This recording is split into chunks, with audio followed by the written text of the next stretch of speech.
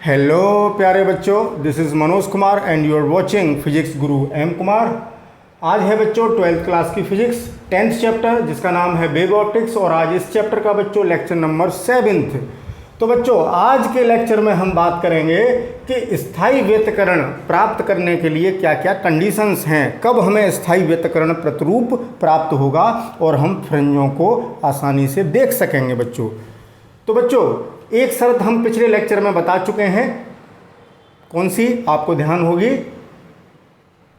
विचार करिए फिर मुझे बताना। तो अभी हम ये बता रहे हैं बच्चों, क्या पढ़ने जा रहे हैं, स्थायी व्यतिकरण की शर्तें। यानी हम कौन सा व्यतिकरण पढ़ने जा रहे हैं बच्चों, स्थायी। कुछ बुक्स में आपको बच्चों ये इसका नाम ऐसे भी लिखा होगा प्रतिपालित व्यतिकरण, एक ही बात है। फिर आप एग्ज़ाम में आ जाए तो फिर ये कहोगे ये कौन सा व्यतिकरण आ गया। स्थायी व्यतिकरण कह लें या प्रतिपालित व्यतिकरण कह लें,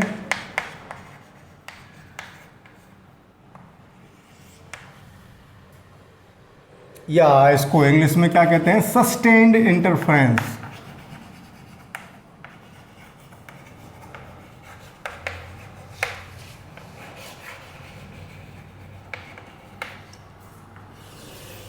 क्या क्या कंडीशंस हैं बच्चों, तो देखें पिछले लेक्चर में हमने ये बताया था, आपको ध्यान आ गया होगा कि पहली शर्त ये है कि वो दोनों प्रकाश स्रोत जिनसे तरंगें निकलेंगी और अध्यारोपण करेंगी जिससे व्यतिकरण की घटना होगी, वो दोनों प्रकाश स्रोत कला संबद्ध होनी चाहिए। अर्थात उनसे निकलने वाली जो तरंगें हैं उनके बीच कलांतर सदैव समय के साथ नियत रहना चाहिए। पिछले लेक्चर में बहुत चर्चा हो चुकी है इस टॉपिक पर। तो पहली शर्त बच्चों हमारी क्या रही कि स्रोत कैसा होना चाहिए, कला संबद्ध।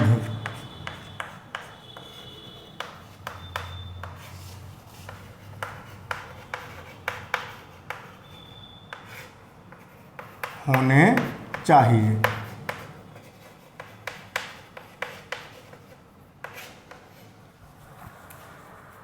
क्यों होने चाहिए ये आपको पता है, क्योंकि अगर कलांतर बदलेगा एक ही बिंदु पर तो कलांतर पर डिपेंड करता है मैक्सिमम और कलांतर पर ही डिपेंड करता है मिनिमम वैल्यू ऑफ इंटेंसिटी।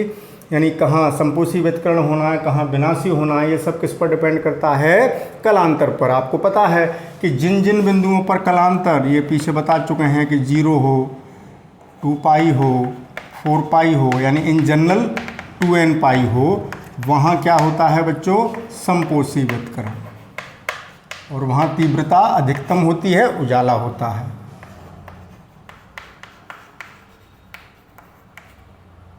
ठीक, ये कंडीशन किसके लिए थी, संपोषी के लिए। और जिन बिंदुओं पर पाई, 3 पाई, 5 पाई एंड सो ऑन, यानी जनरल लिखें तो 2n-1 पाई, इतना कलांतर होगा तो वहाँ कैसा होगा बच्चों, विनाशी व्यतिकरण।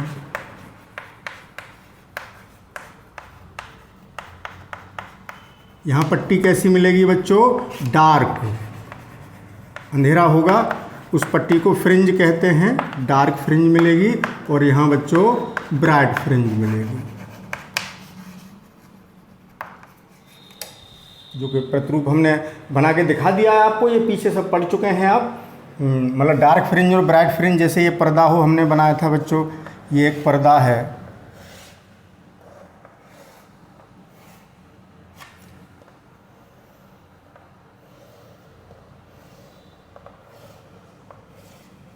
जैसे यहाँ ब्राइट, यहाँ रोशनी है, फिर अंधेरा है, ये सब पीछे पढ़ चुके हैं, ज़्यादा इस पर बहस नहीं करनी है हमें।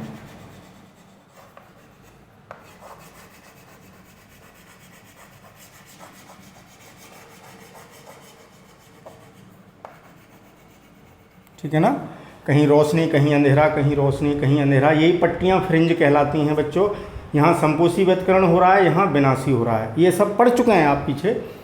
तो स्रोत कला संबद्ध क्यों होने चाहिए, क्योंकि जिस बिंदु पर कलांतर जितना है उतना ही रहे, नियत रहे, यहीं बदलता रहेगा तो यहाँ डार्क और ब्राइट एक ही जगह बनती रहेंगी तो आपको व्यतिकरण दिखाई नहीं देगा बच्चों। तो स्थायी व्यतिकरण होना चाहिए किसके लिए, कि हमें स्रोत कला संबद्ध होने चाहिए जिससे कि स्थायी व्यतिकरण प्राप्त हो सके। इस बात को ऐसे भी कह सकते हैं कि जब कला संबद्ध हैं, पिछले लेक्चर में हम देख चुके हैं, दोनों स्रोत समान आवृत्ति के होने चाहिए, तभी तो कला संबद्ध हो पाएंगे। दोनों स्रोतों की आवृत्तियां समान,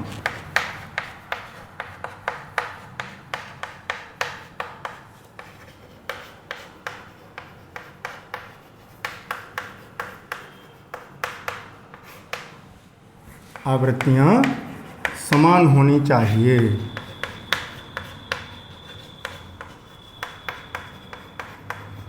यानी ω1 बराबर ω2 होना चाहिए, या ये कह लें कि F1 बराबर F2 होना चाहिए। आवृत्तियां समान हैं बच्चों, तो तरंगदैर्ध्य भी समान होंगी।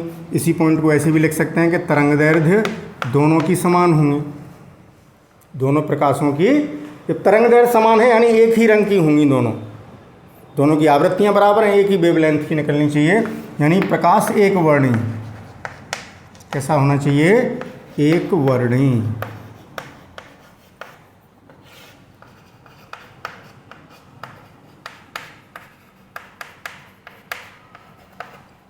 अगर आप प्रकाश एक वर्णी नहीं लेंगे बच्चों, अगर मान लीजिए आपने वाइट लाइट ले ली, तो व्यतिकरण जब देखेंगे तो वहाँ डिफरेंट कलर्स की फ्रिंजें बन जाएंगी, फिर लाल रंग की अलग, बैंगनी की अलग, तो वो प्रतिरूप आपको समझ में नहीं आएगा। हमें डार्कनेस और ब्राइटनेस चाहिए, वो संभव है एक ही रंग से। अब बहुत सारे वेवलेंथ उसमें मिली होंगी तो खिचड़ी पक जाएगी वहाँ पर, इसलिए हमारे जो सोर्स हैं वो एक वर्णी, आवृत्ति तभी बराबर हो पाएगी बच्चों। अब जो मेन बात है बच्चों, ये बात आप समझ गए, इसकी अब डिटेल चर्चा में ज़्यादा नहीं करूँगा, दोबारा बार बार बता के वीडियो को लेंदी नहीं करूँगा, ये सब बातें पीछे आप सीख चुके थे। अब एक बात बताना चाहेंगे बच्चों, जैसे अब मुझे फिगर की ज़रूरत है कि जैसे हमने दो स्रोत लिए थे, वहीं से तो प्रकाश तरंगें जा रही थी बच्चों, S1 और S2, S1 और S2।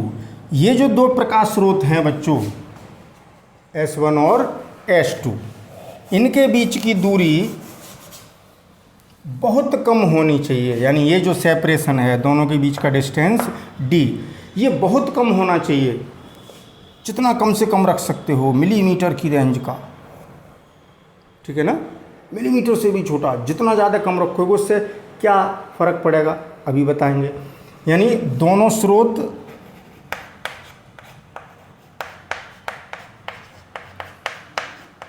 अति निकट होने चाहिए,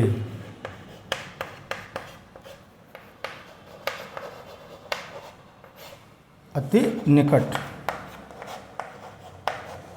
होने चाहिए। कैसे होने चाहिए बच्चों? बहुत कम दूरी पर। ऐसा क्यों? इसको दो तरीके से समझ सकते हैं। पहले एक काम करें, इस पॉइंट को मैं समझाऊंगा, ये सब हटाना चाहता हूं बच्चों, ठीक है ना। तो स्थायी व्यतिकरण का मतलब तो समझ गए हैं बच्चों, एक बार सुन लें। अब कुछ बच्चे ऐसे होंगे जो इसी लेक्चर को देख रहे होंगे, पिछला मिस कर दिया होगा, तो उनके लिए बता दूं। स्थायी व्यतिकरण का मतलब है कि पर्दे के जिस स्थान पर ब्राइट फ्रिंज है वहाँ ब्राइट ही रहे, यानी जहाँ संपोषी व्यतिकरण हो रहा है वहाँ संपोषी ही रहे, बदले नहीं कि कभी संपोषी हो रहा है, कभी विनाशी हो रहा है, कभी संपोषी हो रहा है। यानी पथांतर अगर चेंज हो गया तो एक ही जगह पर कभी उजाला कभी रोशनी, कभी उजाला, वो सॉरी बच्चों, उजाला रोशनी तो की बात है, कभी उजाला कभी अंधेरा, कभी उजाला कभी अंधेरा होगा, तो फिर ये पट्टियाँ हमें दिखाई नहीं देंगी दृष्टि निर्बंधता के कारण। तो एक ही जगह जब रोशनी होगी, अंधेरा होगा, रोशनी बहुत तेज़ी से, तो हमारी आँख उसमें अंतर नहीं कर पाएगी। ठीक वैसे ही बच्चों, जैसे आपने देखा है गर्मियों के दिन हैं, आप पंखा चलाते हैं तो आप अपने बेड पर लेट जाइए और पंखे की तरफ देखिए। जब पंखा चल रहा होगा, पंखे में कितने ब्लेड होते हैं बच्चों? 3। लेकिन जब पंखा तेज़ी से चल रहा होता है तो वो ब्लेड्स बहुत तेज़ी से गति कर रहे होते हैं, तो आपको एक भी ब्लेड नहीं दिखाई देता, आप ब्लेडों में अंतर नहीं कर पाते हैं। और पंखा बंद कर दीजिए, जैसे जैसे उसकी स्पीड स्लो होती जाएगी तो पंखुड़ियाँ अलग अलग दिखाई देने लगेंगी, ठीक है ना। तो वही दृष्टि निर्बंधता है। तो दृष्टि निर्बंधता के कारण अगर एक ही स्थान पर कलांतर बदलता रहेगा तो वहाँ फ्रिंजें बदलती रहेंगी, डार्क ब्राइट, तो दृष्टि निर्बंधता के कारण हमें दिखाई नहीं देगा। और ऐसा व्यतिकरण कहलाता है गत्यात्मक व्यतिकरण, यानी जो व्यतिकरण था बच्चों उसको हमने दो भागों में बांटा है। और हमें कौन सा चाहिए? स्थायी, जिससे हमें फ्रिंज दिखाई देती रहे। अब इस पॉइंट पर चलते हैं बच्चों कि S1 और S2 जो दो स्रोत हैं वो बहुत पास क्यों होने चाहिए। तो इसका स्क्रीनशॉट लें, फिर मैं आगे चलता हूं। तो बच्चों इस फोर्थ पॉइंट को कि दोनों स्रोत अति निकट होने चाहिए, इसको हम दो तरीके से समझने का प्रयास करते हैं। तो पहला तरीका, जैसे बच्चों दो स्रोत हैं S1 और S2, आगे बच्चों पर्दा है जिस पर हम व्यतिकरण प्रतिरूप देखेंगे। इनसे तरंगें चलेंगी, भिन्न भिन्न बिंदुओं पर भिन्न भिन्न कलांतरों में अध्यारोपित होंगी, जिससे भिन्न भिन्न बिंदुओं पर भिन्न भिन्न तीव्रताएं उत्पन्न होंगी, कहीं अधिकतम, कहीं न्यूनतम, कहीं ब्राइट फ्रिंज, कहीं डार्क फ्रिंज, ऑल्टरनेटली। यही तो था, पीछे बहुत पढ़ चुके हैं इसको। तो बच्चों अगर दोनों प्रकाश स्रोत दूर होंगे तो क्या होगा, जरा गौर से समझना है इस बात को। गौर से क्या समझेंगे कि देखें, मैं बता रहा हूँ कि तीव्रता मैक्सिमम कब होती है, यानी समपोषी व्यतिकरण। शॉर्ट में लिखेंगे बच्चों, आप सब पढ़ चुके हैं। समपोषी व्यतिकरण कब होगा? जब तीव्रता मैक्सिमम होगी। और तीव्रता मैक्सिमम कब होगी बच्चों? जिन बिंदुओं पर कलांतर 0, 2 पाई, 4 पाई, अभी लिखा था ... विनाशी होगा, वहाँ तीव्रता मिनिमम होगी। ये याद हो गई होगी बात बच्चों। वहाँ कलांतर कितना होना चाहिए? पाई, 3 पाई, 5 पाई और मल्टीपल इंटीजर्स ऑफ पाई। तो यहाँ कैसी फ्रिंज बनेगी बच्चों? जहाँ विनाशी होगा वहाँ डार्क, और यहाँ ब्राइट, चमकीली रोशनी होगी, उजाला होगा। ठीक है, इन कंडीशंस को यहाँ पर देखते हैं। और ये कलांतर किस पर डिपेंड कर रहे हैं? पथांतर पर। ठीक है ना, हम ये कह सकते हैं कि इस स्थान पर पथांतर कितना होना चाहिए बच्चों? n लैम्बडा बताया था, कितना बताया था पथांतर? पथांतर की बात करें डेल्टा x की, वो भी लिख देता हूँ। ओहो, यही गड़बड़ होगी बच्चों, वहीं लिखना था। क्या कर रहे हो, जगह कम पड़ जाएगी, या लिख देते हैं। देखिए लैम्बडा होना चाहिए, 2 लैम्बडा होना चाहिए, ठीक है ना, यही तो बताया था। 3 लैम्बडा होना चाहिए, 4 लैम्बडा होना चाहिए। ये क्या है? ... पथांतर डेल्टा x समपोषी के लिए। और इसके लिए कितना होना चाहिए बच्चों? क्योंकि आपने रिलेशन पढ़ा था, उसमें निकाला था हमने 2n-1 λ/2। फिर n की जगह 1 रखोगे तो λ/2 आएगा। इनके बीच की जो रह गई, हाँ 0 भी होना चाहिए, 0 और रह गया बच्चों, 0 और लैम्बडा, 0 लैम्बडा, ये लैम्बडा है बच्चों, 0 लैम्बडा। अब इनके बीच के जो टर्म है, यानी λ/2, 3 λ/2, 5 λ/2, जहाँ पथांतर इतना होगा, यानी मार्गों में इतना अंतर होगा, तरंगदैर्घ्य के पदों में है, वहाँ पर हमें क्या मिलेगा बच्चों? डार्क फ्रिंज मिलेगी। ठीक है, अब यहाँ समझते हैं। जैसे अगर स्रोत बहुत दूर होंगे बच्चों तो क्या होगा? जैसे इस पॉइंट की बात करूँ,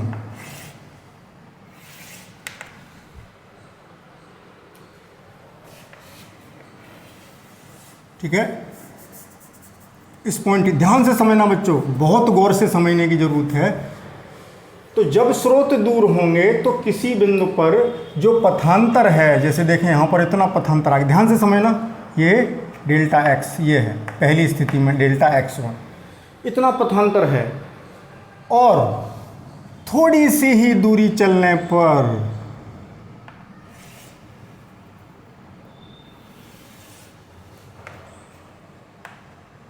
यहाँ से लंब गिराएंगे,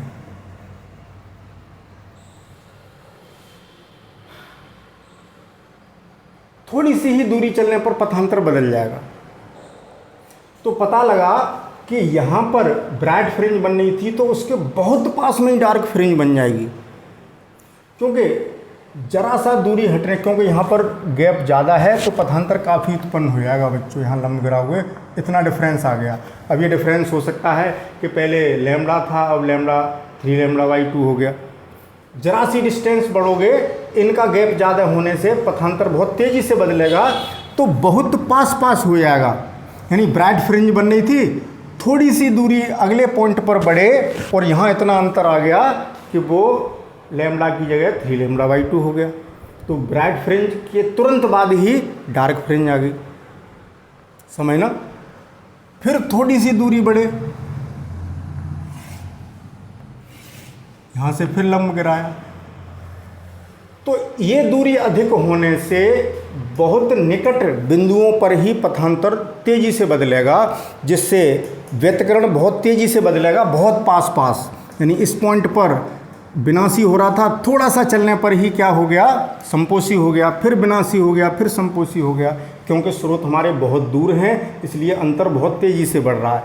अगर यही स्रोत बहुत पास होते बच्चों, जैसे अब इन्हीं स्रोतों को अगर मैं ध्यान से समझ गया ना मेरी बात, जो मैं कहना चाह रहा हूँ कि थोड़ी सी दूरी के परिवर्तन से ही उस पर्दे के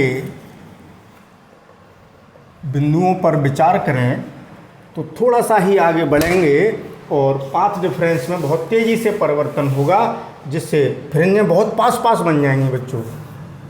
अगर मैं क्या करता हूँ कि ये स्रोत बहुत पास हैं, तो यहाँ ले गए और यहाँ मिलाया, तो ये अंतर देखें बहुत कम है पथांतर। अब मैं यहाँ पॉइंट ले आऊँ तो इस पथांतर में ज़्यादा फर्क नहीं पड़ेगा, और मतलब अब बहुत दूर ले जाना होगा तब पथांतर बढ़ेगा। जैसे इसकी बजाय मैं यहाँ लाऊं, अब मैं लंब गिराता हूँ तो अब पथांतर थोड़ा सा बढ़ेगा। यानी बहुत दूर जब जाएंगे तब पथांतर में चेंजिंग आएगी, यानी तब वो कंडीशन आ पाएगी कि ब्राइटनेस से, यानी जैसे पहले मान लीजिए यहाँ पर, जैसे यहाँ पर 0 था पथांतर बिल्कुल सीध में, ऐसे समझें। दूसरे तरीके से बताते हैं, तरीका नहीं, तरीका वही। जैसे ये दोनों पास पास हैं बच्चों, अब मैं मान के चलें ये बहुत पास हैं, तो बिल्कुल सीध में यहाँ पथांतर कुछ नहीं होगा, शून्य होगा। ठीक है, कितना हो गया पथांतर, शून्य। तो कैसी फ्रिंज बन गई, ब्राइट। ध्यान से समझना।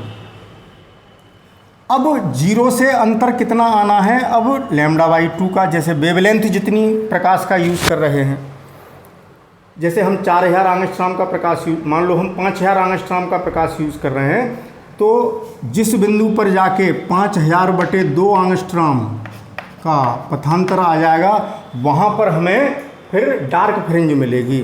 तो इतना पथांतर बहुत दूर चलने पर आएगा। देखें, जब यहाँ पहुँच जाएंगे तब ये पथांतर इतना बढ़ेगा, तब ये इतना होगा कि वो λ/2 के बराबर हो चुका हो। तो अब यहाँ बहुत दूर जाके डार्क फ्रिंज बनी।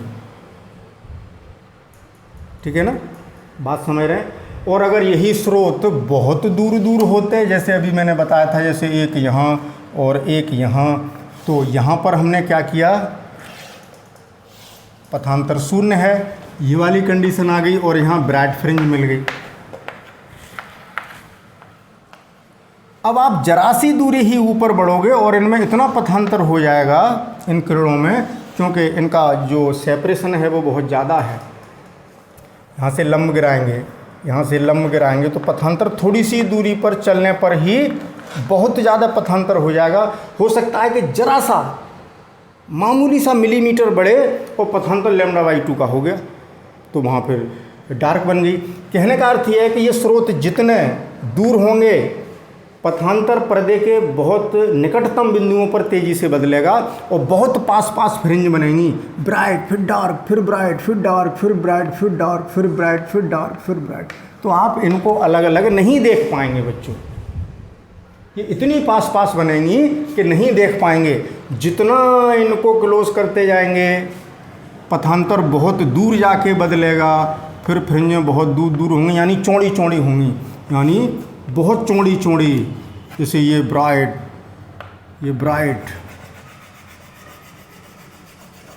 ये डार्क, फिर ब्राइट, ऐसे होंगे, फिर डार्क। और जब स्रोत बहुत दूर दूर होंगे तो पर्दे के बहुत पास पास के बिंदुओं पर ही पथांतर तेजी से बदलेगा। ये ब्राइट, फिर डार्क, फिर ब्राइट, फिर डार्क, फिर ब्राइट, फिर डार्क, फिर ब्राइट, फिर डार्क, ऐसे। ये इतनी पास होंगी कि आपको डार्क दिखाई नहीं देगा, पूरा पर्दा एक सा दिखाई देगा कि रोशनी रोशनी है, इतने पास होंगी। जैसे आप इन लाइंस को, इन फ्रिंजेस को बच्चों बहुत दूर से अपनी दूरी बढ़ाते जाओ। जैसे मैं यहाँ से दूर चलता चला जाऊँगा और वहाँ से देखूँगा तो मुझे ये सब सफ़ेद सफ़ेद दिखेगा, मुझे जो बीच में डार्कनेस है वो दिखाई नहीं देगी। इतनी क्लोज हैं कि वो हमें अलग अलग नहीं दिखेंगी। तो बच्चों व्यतिकरण प्रतिरूप सही नहीं दिखेगा, क्योंकि फ्रिंजें बहुत कम मोटाई की और बहुत क्लोज होंगी, अति निकट होंगी। कब? जितना ज़्यादा गैप रखोगे, और जितना गैप कम रखते जाओगे फ्रिंजें चौड़ी होती चली जाएंगी। एक तरीका ये हुआ समझने का, ये ज्योमेट्री से मैंने समझाने की कोशिश की। दूसरा, इन फ्रिंज की चौड़ाई के लिए बच्चों आगे पढ़ेंगे अगले लेक्चर में, एक फॉर्मूला कैलकुलेट करते हैं कि ये फ्रिंज कितनी मोटी बनेंगी, उनकी चौड़ाई कितनी होगी। वो डिपेंड करती है beta equals to lambda D upon D. ये फॉर्मूला हम ड्राइव करेंगे आगे चल के। अभी सुन लीजिए, देख लीजिए, आगे इसको सिद्ध करेंगे। अभी मान लीजिए कि फ्रिंज की चौड़ाई इतनी होती है। लैम्डा क्या है? उस प्रकाश स्रोत से निकलने वाली तरंगों की तरंगदैर्घ्य, और डी है बच्चों इन सोर्स से पर्दे तक की दूरी, डी। ठीक है, और ये डी क्या है? दोनों स्रोतों के बीच की दूरी। तो यहां से देखें बच्चों, दोनों स्रोतों के बीच की दूरी डी जितनी कम रखोगे बीटा उतना ही ज़्यादा आएगा। यानी स्रोतों को जितना पास पास लाएंगे फ्रिंज उतनी ही मोटी बनती चली जाएंगी और हमें बहुत आसानी से दिखाई देंगी। ठीक है ना? तो अच्छा व्यतिकरण प्रतिरूप प्राप्त करने के लिए फोर्थ कंडीशन क्या थी बच्चों कि S1 और S2 दोनों स्रोत बहुत क्लोज होने चाहिए। S1 should be very closed, very very closed, very very लिख देता हूँ, very very close to S2, बहुत निकट होना चाहिए उसके। ठीक है, ये बात समझ में आ गई, इस सूत्र से भी समझ में आ गई और ज्योमेट्री से भी समझ में आ गई। आप पेंसिल, पटरी, प्रकार की ज़रूरत नहीं है, पेंसिल, पैमाना, कॉपी लेकर के बैठिए, दोनों स्रोत बहुत दूर रखिए और ऐसे करके दो किरणें खींचिए, इस पर लंब गिराइए और ये अंतर देखते जाइए कि जब बहुत दूर होंगे तो जरा सा दूरी बदलने पर ही यहाँ पथांतर जो दोनों की लंबाइयों में अंतर होगा वो बहुत बच्चों तेज़ी से बदलेगा। तो बहुत पास पास पथांतर बदलेगा तो बहुत पास पास फ्रिंजें बनेंगी। ठीक है, फोर्थ पॉइंट समझ में आ गया कि these two sources should be very close to each other, जितना निकट कर सकते हो। ठीक है, एक बात और, इन सोर्स से पर्दे की दूरी ज़्यादा होनी चाहिए, क्योंकि डी क्या है बच्चों? स्रोत से पर्दे के बीच की दूरी। तो डी जितना ज़्यादा होगा, डी जितना ज़्यादा रखोगे बीटा उतना ही ज़्यादा आएगा, अनुक्रमानुपाती है। डी के व्युत्क्रमानुपाती था तो डी कम करना था, दोनों स्लिटों के बीच की दूरी, दोनों स्रोतों के बीच की दूरी कम करनी थी जिससे बीटा ज़्यादा मिले। और डी रखना होगा बड़ा, क्योंकि डी जितना बड़ा होगा बीटा उतना ही बड़ा होगा। तो स्रोत, पर्दे को स्रोत से दूर रखना चाहिए, ये अगली कंडीशन हो गई बच्चों। ठीक है, बात समझ में आ गई। एक कंडीशन और, अगली कंडीशन पे चलेंगे बच्चों, लेकिन उससे पहले इसका स्क्रीनशॉट ले लें। मैंने ये क्या करने की कोशिश की है वो आपकी समझ में आ जाए। फिफ्थ पॉइंट बच्चों, जो सोर्स हैं वो बहुत नैरो होने चाहिए। प्रकाश स्रोत कैसा होने चाहिए? बहुत संकीर्ण। शॉर्ट में लिखता हूँ, प्रकाश स्रोत जहाँ से तरंगें निकलेंगी वो बहुत संकीर्ण, नैरो, संकीर्ण समझ रहे हैं, सकरा। जैसे आप मार्केट में जहाँ एक बहुत पतली गली मिले कि 2 आदमी निकल पा रहे हैं और एक गली ऐसी मिले कि उसमें एक साथ 10-10 आदमी, 20-20 आदमी निकल रहे हैं, तो जिसमें से 2 आदमी निकल पा रहे हैं, बहुत कम गैप है, वो संकीर्ण हो गई, नैरो हो गई। तो प्रकाश स्रोत बहुत संकीर्ण होना चाहिए, नैरो होना चाहिए। Narrow source. ऐसा क्यों? ऐसा क्यों बच्चों, वो भी समझ लें। जैसे बच्चों ये दो स्रोत हैं, स्रोत कैसे हैं कि इनमें एक बहुत बारीक छेद, जैसे ये गत्ते हैं, इन गत्ते में बहुत पतला छेद किया है। ये छेद को बता रहा है बच्चों, लाइट केवल इसी छेद में से निकलेगी, बाकी की सीट है उसमें से लाइट नहीं निकलेगी, और यहाँ भी इस छेद में से निकलेगी। जैसे ये है, वैसे एक ही गत्ते पर दोनों छेद बनाए जाएंगे बच्चों, मैंने अलग अलग दिखा दिए हैं, कॉन्सेप्ट समझना है। तो ये छेद इतना बारीक है, बहुत बारीक। क्यों? अगर ये बारीक नहीं होता तो क्या होता? जैसे इसी छेद को, ये हमने गत्ता लिया,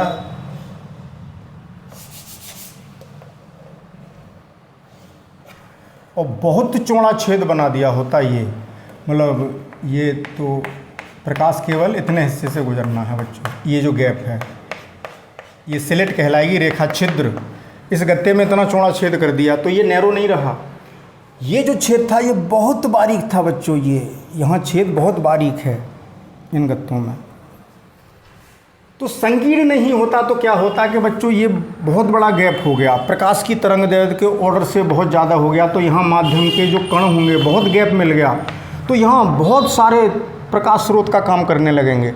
यहाँ से जो प्रकाश उत्सर्जित होगा, आपने हाइगेंस की द्वितीयक तरंगिकाओं के सिद्धांत में पढ़ा था कि माध्यम के कण नए तरंग स्रोत का, नए डिस्टर्बेंस का काम करने लगते हैं। तो जब इतना गैप होगा तो हम बहुत सारे कण होंगे माध्यम के, तो हर एक कण एक नए स्रोत का काम करेगा। यानी यहाँ बहुत सारे स्रोत होंगे प्रकाश के, यहाँ भी बहुत सारे प्रकाश के स्रोत होंगे। कब? जब ये बहुत चौड़ा होगा। तो होगा क्या कि सबसे अपनी अपनी तरंगें निकलेंगी, तो बहुत सारे व्यतिकरण होंगे। पता लगा कि इसी स्थान पर बहुत सारे स्रोतों से दो दो तरंगें मिलकर अध्यारोपण कर रही हैं, तो सब एक दूसरे के ऊपर ओवरलैप होंगे। कोई यहाँ ब्राइटनेस कर रहा है, कोई डार्कनेस कर रहा है, कोई ब्राइटनेस कर रहा है, कोई डार्कनेस कर रहा है, सब ओवरलैप, सब मिल गया। अंधेरा और उजाला मिल गया तो उजाला ही उजाला हो गया। पूरे पर्दे पर आपको फिर लाइट ही लाइट दिखाई देगी, फ्रिंज दिखाई नहीं देंगी, क्योंकि प्रकाश स्रोत आपने इतना चौड़ा ले लिया कि वहाँ अब ये एक स्रोत न होकर वहाँ ऐसे मान लें कि बहुत सारे बल्ब रखे हों। पता लगा ये दो ही व्यतिकरण कर रहे हैं, ये दो व्यतिकरण कर रहे हैं, ये दो व्यतिकरण कर रहे हैं, ऐसे ही दूसरी में वहाँ बहुत सारे सोर्स बन जाएंगे। और जब नैरो होगा तो वहाँ ज़्यादा प्रकाश स्रोत नहीं बनेंगे। इतना कम है कि लैम्बडा के टुकड़े नहीं हो सकते तरंग दैर्ध्य के, तभी तो इस छेद को तरंग दैर्ध्य के ऑर्डर का लेते हैं बच्चों। तो प्रकाश स्रोत अगर संकीर्ण नहीं होगा, बहुत चौड़ा होगा, तो वहाँ भिन्न भिन्न बहुत सारे नए प्रकाश स्रोत बन जाएंगे जो कि व्यतिकरण करेंगे सब। यानी एक ही जगह पर बहुत सारे स्रोत व्यतिकरण कर रहे हैं, कोई डार्कनेस कर रहा है, कोई ब्राइटनेस कर रहा है, कोई डार्कनेस कर रहा है, सब ओवरलैप हो रहे हैं। अतिव्यापित, क्या कहते हैं ओवरलैप को? अतिव्यापित, यानी एक दूसरे को ढक रहे हैं तो आपको कुछ दिखाई नहीं देगा वहाँ, यानी ओवरलैपिंग होगी।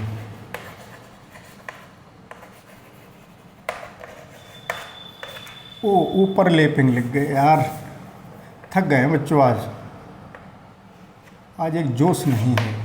ओवरलैपिंग, ओवरलैपिंग हो जाएगी बच्चों। अतिव्यापन से वहाँ क्या होगा कि हमें फिर फ्रिंजें दिखाई नहीं देंगी, फ्रिंज पैटर्न दिखाई नहीं देगा। इसलिए प्रकाश स्रोत बहुत संकीर्ण होना चाहिए। Order of wavelength of light, प्रकाश की तरंग दैर्ध्य के ऑर्डर का साइज होना चाहिए उस छेद का, ठीक है ना, मिलीमीटर से भी बहुत छोटा। तो क्लियर हो गई ये बात भी, प्रकाश स्रोत बहुत संकीर्ण होना चाहिए। एक कंडीशन और बच्चों, एक लास्ट बात करेंगे, अब वीडियो ये भी फिर लेंदी हो जाता है, ये हटाते हैं।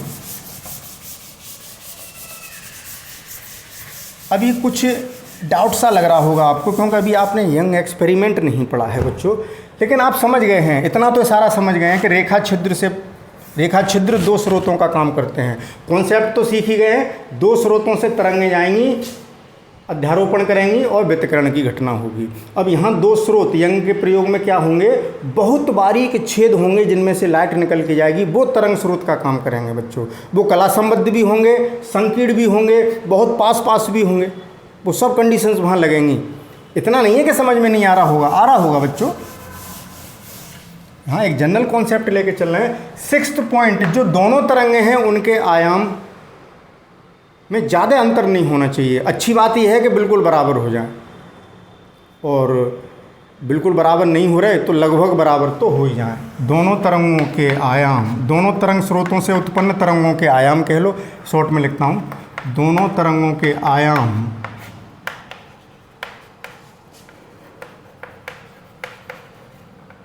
लगभग बराबर होने चाहिए। ऐसा क्यों?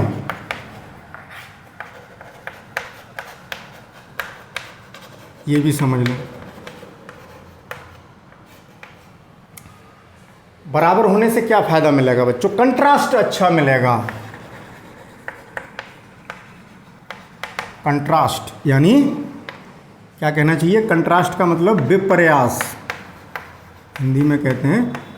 अब कंट्रास्ट समझाऊं पहले, तब आयाम की बात करूंगा। कंट्रास्ट का मतलब है बच्चों कि जैसे आप ये लेक्चर देख रहे हैं, इस ग्रीन बोर्ड पर मैं पढ़ा रहा हूं और इस वाइट चौक से जो लिख रहा हूं बच्चों, आपको क्लियर दिखाई देता है, ठीक है ना? क्योंकि कंट्रास्ट, दोनों में अंतर बहुत ज़्यादा है, इस सफ़ेद में और डार्कनेस में। अगर मैं बच्चों, ये आपको दिखाई दे रहा है, ये भी देखो ग्रीन है, ये भी लगभग ग्रीन है, मैं यहाँ लिख रहा हूँ तो आपको दिखा कुछ? मैंने वन बनाया, आपको नहीं दिखा, क्योंकि यहाँ कंट्रास्ट नहीं हुआ, अंतर नहीं है ज़्यादा तीव्रताओं में।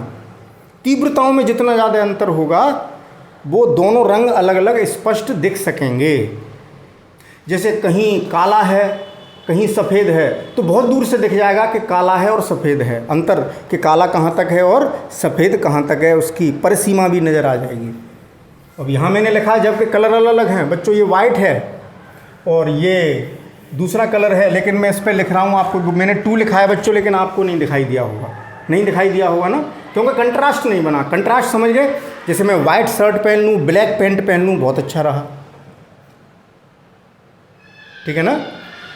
तो कंट्रास्ट कब ज़्यादा होगा कि तीव्रताओं में जितना अंतर ज़्यादा हो।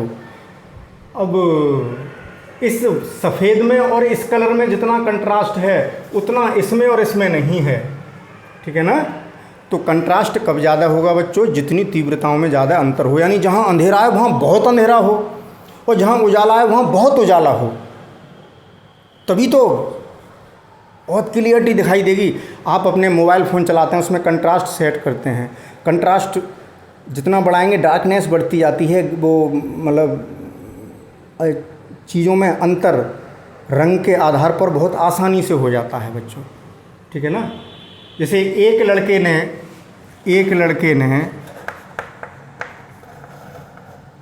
2 लड़के हैं, एक लड़के ने शर्ट पहनी वाइट और पैंट पहनी ब्लैक, बहुत दूर से कंट्रास्ट बहुत सुंदर लगेगा कि जो वाइट है वो बहुत वाइट है और जो ब्लैक है वो बिल्कुल ब्लैक, ठीक है ना? यानी ये तीव्रता बहुत कम हुई इससे रिफ्लेक्ट होने वाली लाइट की, और इससे रिफ्लेक्ट होने वाली लाइट की तीव्रता बहुत ज़्यादा होगी। और यहाँ इसने क्या किया कि एक पिंक कलर, गुलाबी रंग की शर्ट पहनी और लाल रंग या नारंगी रंग, ऑरेंज कलर का पैंट पहन लिया, तो कंट्रास्ट खिलेगा नहीं, क्योंकि बहुत सारी मैचिंग हो गई तीव्रताओं में, बहुत पास हो गई तीव्रताएं दोनों की, तो अंतर तीव्रताओं में ज़्यादा हो तभी कंट्रास्ट अच्छा होगा। यानी जहाँ डार्क फ्रिंज बने वो बहुत डार्क हो और जहाँ ब्राइट बने वो बहुत डार्क हो। ये कब संभव है?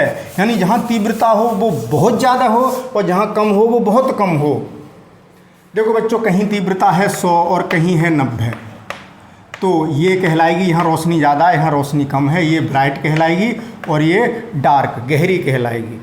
यहाँ रोशनी कम है, थोड़ा अंधेरा हल्का होगा, अंधेरा रोशनी होगी हल्की, अंधेरा होगा। जैसे आप यहाँ देखें बच्चों, यहाँ पर देखिए, आपको दिखाई दे रहा होगा, ये पोर्शन देखिए, यहाँ अंधेरा है बच्चों इतने हिस्से में और यहाँ रोशनी ज़्यादा है, लेकिन ये अंतर बहुत कम है। जहाँ रोशनी है वो रोशनी है ही, लेकिन जहाँ अंधेरा है वहाँ भी उजाला इतना है कि वहाँ अंधेरे की जो मतलब एब्सेंस कम है, ठीक है ना? तो दोनों में थोड़ा सा अंतर आपको दिख रहा होगा। बहुत गौर से देखने पर देखिए, यहाँ इतने हिस्से में लाइट ज़्यादा है, इतने में कम है, ये ब्राइट हुआ, ये डार्क हुआ। मैं कैमरे में देखूँ, दिख रहा है? हाँ, दिख रहा होगा, आपको भी कैमरे में दिख रहा है बच्चों।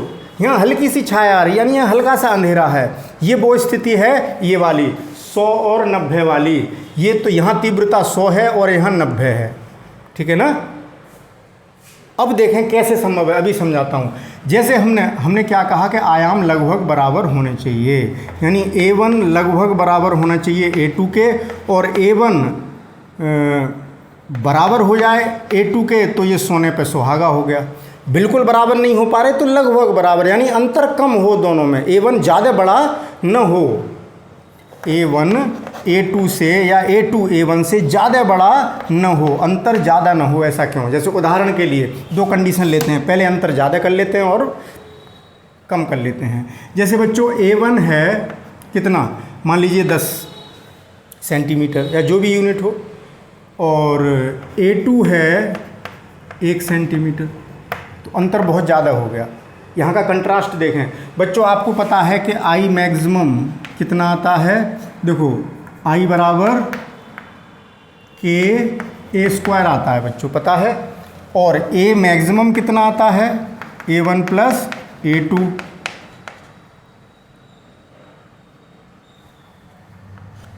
और A मिनिमम कितना आता है, A1 माइनस A2।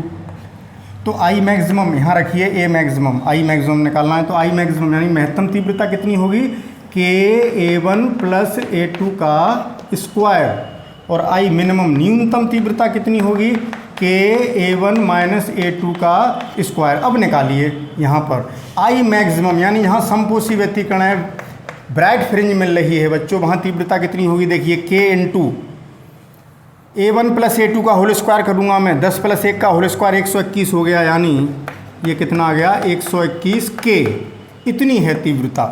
और जहाँ अंधेरा होगा, यानी जहाँ डार्क फ्रिंज बन रही होगी, तीव्रता कम होगी, न्यूनतम, वो कितनी होगी, A1 माइनस A2 का होल स्क्वायर, 10 में से 1 गया 9, 9 का स्क्वायर 81, तो कितना आएगा, 81 के। तो 81 के और 121 के में ज़्यादा अंतर नहीं है बच्चों तीव्रताओं में। तो ये सिचुएशन ये वाली हो गई, देखें यहाँ तीव्रता कम है तो हल्का गहरा दिखाई दे रहा है, यानी डार्क फ्रिंज, और ये ब्राइट फ्रिंज, ठीक है, ये सिचुएशन ये बनी। ऐसा कब, जब हमने अंतर ज़्यादा ले लिया। अब अंतर कम ले लेते हैं, A1 बराबर 10 ले लिया और A2 बराबर 9 ले लिया, तो I मैक्सिमम कितना हुआ बच्चों, 10 और 9 19, 19 का वर्ग करेंगे, लगभग 20 मान लूँ तो मोटे तौर पर लगभग 400 आ जाएगा, 400 के अप्रॉक्स। कोई 19 की जगह मैंने 20 का वर्ग कर लिया है भाई, ठीक है। और मिनिमम करें तो I मिनिमम यहाँ लगभग लिख दिया है बच्चों, I मिनिमम, कोई अंतर कंपेरिजन ही तो करना है, एग्जैक्ट कोई थोड़ी निकालना है। तो I minimum A1 minus A2, यानी 10 में से 9 गया, 1 बचा, 1 का वर्ग 1, तो K। तो देखें कहाँ 400 के, 400 से कुछ कम भी होगा, मान लो 3, इसका वर्ग बच्चों कर लें, 19 का वर्ग कितना आएगा। आप कहेंगे कि सर हमें 20 का क्यों करके दिखा रहे हो, हैं क्यों भाई, आप ये कहेंगे कि सर हमें 20 का वर्ग क्यों कर रहे हो, वहाँ तो 19 हो रहे हैं, 19 का वर्ग करो। तो देखें बच्चों 19 नमा एक क्या हो गया ये, 19 नमा 171 का 1 और हासिल के 17, 19 और 17 हो जाएंगे बच्चों 36, तो 361 आई। चलो 400 की जगह 361 कर लो, तो 361 और 361 के और के कितना ज़मीन आसमान का अंतर हुआ, यानी जहाँ रोशनी है वहाँ बहुत ज़्यादा तीव्रता है और जहाँ डार्कनेस है वहाँ बहुत कम अंधेरा है। 361 में और के में बहुत अंतर है, जबकि यहाँ 121 और 81 था, तो यहाँ कंट्रास्ट बढ़ गया। कब बढ़ा, जब दोनों तरंगें हमने लगभग बराबर ले ली थी। ठीक है बच्चों, बात समझ में आ रही है, बताएं, बताइए, नहीं आई।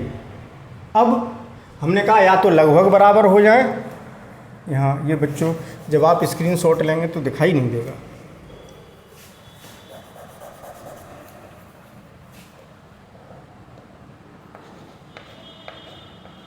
ये वो कंडीशन है जो लागू होनी चाहिए। इसका क्या मतलब हुआ कि यहाँ पर बच्चों में बहुत अंधेरा कर दूँ, देखो ये उजाला है और यहाँ कुछ ऐसा करूँ, ऐसी लगा दूँ कि यहाँ प्रकाश बहुत कम पहुँचे, यहाँ एकदम काला काला हो जाए बच्चों। अगर मैं यहीं काला पेंट कर दूँ इतने हिस्से में जहाँ अंधेरा दिख रहा है आपको, काला अंधेरा कर दूँ, तो दोनों में अंतर बहुत अच्छा लगेगा। अब जैसे मैं समझा नहीं सकता आपको, हाँ ऐसे समझ लो, समझा सकता हूँ, एक चीज़ मिल गई मुझको। जैसे देखें बच्चों, इस स्थान पर ब्राइट फ्रिंज और यहाँ मैंने ये रख दिया, यहाँ अंधेरा, इतना देखिए ये अंधेरा हो गया। अब ये वाली सिचुएशन हुई, ये वाली, यहाँ बहुत अंधेरा सा दिखेगा आपको, काले का मतलब अंधेरा। अब देखें यहाँ दोनों में अंतर कितना अच्छा दिख रहा है, आपको पता लग रहा है कि ये काले की बाउंड्री यहाँ है और इस हल्के ग्रीन कलर की बाउंड्री यहाँ है, और यहाँ अब ये वाली सिचुएशन होगी। तो कंट्रास्ट बढ़ गया जब लगभग बराबर लिए। और अगर बच्चों में बिल्कुल बराबर ले लूँ, जैसे A1 भी 10 ले लिया और A2 भी 10 ले लिया, तो अब तो बच्चों 400 आ जाएगा। आई मैक्सिमम कितना हो गया, 10 + 10 का वर्ग 20 का वर्ग 400 के, और आई मिनिमम बिल्कुल शून्य, यानी बिल्कुल अंधेरा हो गया जहाँ डार्क फ्रिंज थी। 400 के और 0 के, यहाँ 361 के और के, तो ये भी कंडीशन सही थी। अगर बिल्कुल बराबर नहीं ले पा रहे तो लगभग बराबर तो ले ही लो, अंतर ज़्यादा मत करो, ये कहना चाह रहे हैं, जिससे कंट्रास्ट ज़्यादा हो जाएगा। अंतर समझ में आ गया होगा बच्चों। तो इस तरीके से बच्चों ये कुछ कंडीशंस थी जिससे कि हम पर्दे पर एक स्थायी व्यतिकरण प्रतिरूप प्राप्त कर सकते हैं। तो एक बार मैं रिवाइज करूंगा, फिर इस लेक्चर को समाप्त कर दूंगा। सबसे पहले हमने क्या बताया था बच्चों कि दोनों प्रकाश स्रोत कला संबद्ध होने चाहिए, और कला संबद्ध कब होंगे, इसका मतलब दोनों की आवृत्तियां समान होनी चाहिए। तरंग दैर्ध्य समान हो ही जाएंगी, जब आवृत्तियां समान हैं तो तरंग दैर्ध्य भी समान हो जाएंगी, ठीक है ना, जिससे कि वो कला संबद्ध स्रोत बन सकें। जो प्रकाश स्रोत है वो बहुत संकीर्ण होना चाहिए, नैरो, और दोनों प्रकाश स्रोतों के बीच की दूरी बहुत कम होनी चाहिए, अति निकट होने चाहिए। प्रकाश स्रोतों से पर्दे की दूरी बहुत ज़्यादा होनी चाहिए। दोनों स्रोतों से निकलने वाली जो तरंगें हैं उनके आयाम लगभग बराबर होने चाहिए, और बिल्कुल बराबर हो जाएं तो सोने पे सुहागा, बहुत अच्छी बात है। और नहीं हो पा रहे तो लगभग बराबर तो हो ही, अंतर ज़्यादा ना हो, जैसे 10 और 1 का लिया था, 9 का अंतर हो गया था, यहाँ 1 का ही अंतर था।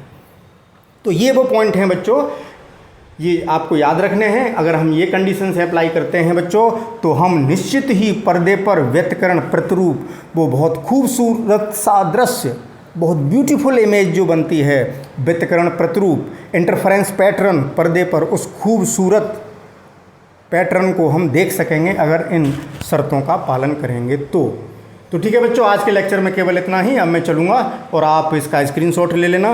और बच्चों अब कल के लेक्चर में बात करेंगे हम इस व्यतिकरण की असली बात, जो कि इसकी खोज किसने की थी बच्चों, यंग ने 1801 में। तो यंग ने क्या किया था, कैसे किया था इस प्रयोग को, वो सीखेंगे। तो बहुत इंटरेस्टिंग चीज़ आने वाली है। कल के लेक्चर में बात करेंगे यंग का व्यतिकरण प्रयोग, Young's double slit experiment. Okay बच्चों, तो कल का लेक्चर जरूर देखें, बहुत ही आनंद आएगा, बड़ा रोचक लेक्चर होगा। ओके बच्चों, मिलते हैं कल एक नई ऊर्जा के साथ, नए टॉपिक के साथ, यंग्स डबल स्लिट एक्सपेरिमेंट के साथ। इसका स्क्रीनशॉट ले लीजिए। तब तक के लिए good bye. Okay, thank you for watching.